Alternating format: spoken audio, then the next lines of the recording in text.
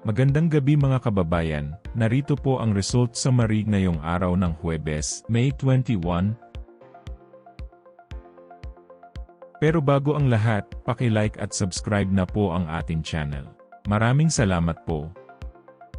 Para sa 2D Lotto, ang resulta sa 2 PM draw ay 31 at 31. Para naman sa 5 PM draw, 9 at 24. At para sa 9 PM draw ay 19 at 6 in exact order. Para sa 3D Lotto, ang resulta sa 2 PM draw ay 5, 5 at 7. Habang sa 5 PM draw ay 8, 2 at 4. At para sa 9 PM draw, 0, 8 at 0 in exact order.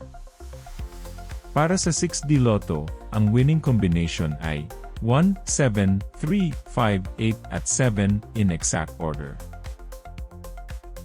I-pause ang ating video at paki-check mabuti ang inyong mga tickets. Para sa Lotto 642, ang ating winning combination ay 33, 8, 5, 17, 18 at 41 in any order.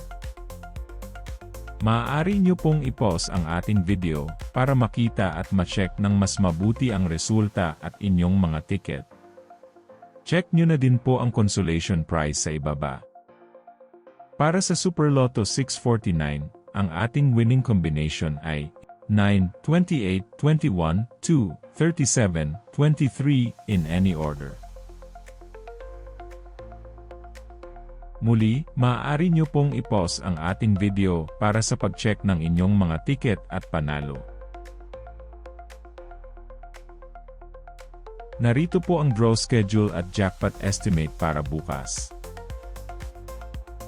Congratulations po sa lahat ng nanalo. Kita-kita po ulit tayo bukas. Maraming salamat po sa panunood.